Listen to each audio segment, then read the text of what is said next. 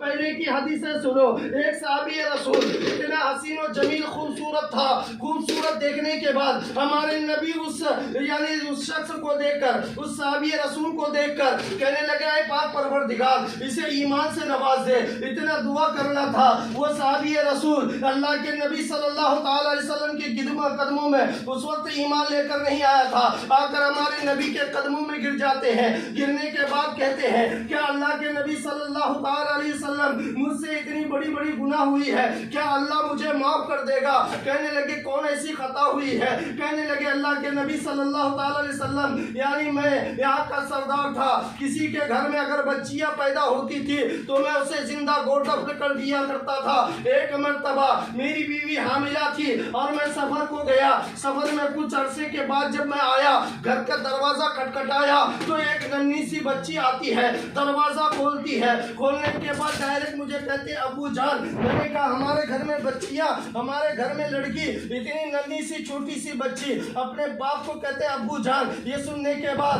اس بچی کو پکڑ کر اس کی ماں کے سامنے لے جاتے ہیں. لے جانے کے بعد کہا یہ بچی کس کے ہے؟ کہنے لگے یہ آپ کی بچی ہے. یہ سننے کے بعد کہنے لگے اس بچی کو پکڑتے ہیں. پکڑنے کے بعد اس بچی کو جنگلات کے طرف لے جاتے ہیں, بیابانوں کے طرف لے جا رہے ہیں. ہمارے نبی یہ سن رہے ہیں اور آنکھوں سے اشک بار ہے, اتنا رو رہے ہیں. اس بچی کو پکڑ کر ان کے باپ لے کر یعنی جنگلات کی طرف لے جاتے ہیں. لے جانے کے بعد اس بچی کو ایک جگہ بیٹھانے کے بعد ایک گڈھا کھود رہے ہیں, زمین کھود رہے ہیں تو پسینہ سے تربتر ہو جاتے ہیں. وہ چھوٹی سی بچی اپنے باپ کے پیشانی کو یعنی اس کے باپ کے جسم سے جو پسینہ نکل رہا ہے اس کے بعد سے کہتے ہیں ابو جان آپ کیوں دھوپ میں اتنا پریشان ہو رہے ہیں, اتنا کام کیوں کر رہے ہیں, آپ ذرا سے دیر کے لیے چھاؤں میں آ جائیے. وہ چھوٹی سی بچی اپنے چھوٹے سے دوپٹے سے اپنے باپ کے پسینہ کو پوچھ رہے ہیں. اور ہمارے نبی آقا حضور تاجدار مدینہ صلی اللہ تعالی علیہ وسلم یہ سن کر زاروں قطار ہو رہے ہیں. وہ کہتے ہیں کہ ہماری چھوٹی سی ننھی سی بچی ہے. جب اس بچی کو میں جب گڈھا کھودنے کے بعد قبر کھودنے کے بعد اس بچی کو جب میں نے اس قبر میں ڈالا تو وہ بچی میرے طرف یعنی اس طریقے سے نگاہوں سے دیکھی ہے کہ میرا دل تڑپ اٹھا. لیکن میں سردار تھا, اگر میں اپنی بچی کو زندہ گور دفن نہیں کرتا تو تمام لوگ کہتے کہ تم دوسروں کی بچی کو تو گور دفن کر دیتے تھے, لیکن تمہاری بچی ہے تو تم اپنی بچی کو بچا لیے. یہ سوچنے کے بعد میرے دل میں پتھر باندھ کر وہ چھوٹی سی ننھی سی پیاری سی بچی کو میں نے جب گڈھے میں ڈالا. ڈالنے کے بعد میرا دل رو رہا تھا, لیکن میں اپنی میری بچی کہتی ابو جان مجھ سے کون ایسی خطا ہو گئی ہے, میں نے کون ایسی خطا کی ہے. اور اس بچی نے اس وقت یہ کہی تھی کہ ایک ایسا آخر الزمان نبی آئیں گے کہ وہ آنے کے بعد جو ہم لوگوں پر ظلم ہو رہا ہے, ہم لوگوں پر ظلم و ستم ڈھایا جا رہا ہے, اس کو ختم کرنے کے لیے آقا نبی حضور تاجدار مدینہ صلی اللہ تعالی علیہ وسلم اے پاک پروردگار اسے دنیا میں جلد بھیج دے. چھوٹی سی ننھی سی بچی ہے. باپ کا دل دیکھو, جب مٹی ڈال رہے ہیں کہ ابو جان مجھے کیوں مٹی میں ڈال رہے ہو, لیکن باپ کا دل دیکھو کیسا پتھر ہے. آپ اپنی اولاد سے کتنی محبت کرتے ہیں, ذرا سی تکلیف ہوتی ہے تو دل تڑپ اٹھتا ہے. تو اس وقت کے لوگ کیسا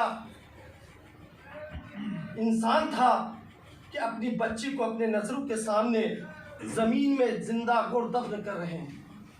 یہ سننے کے بعد ہمارے نبی سننے کے بعد اتنا رو رہے ہیں, اتنا زاروں قطار رو رہے ہیں.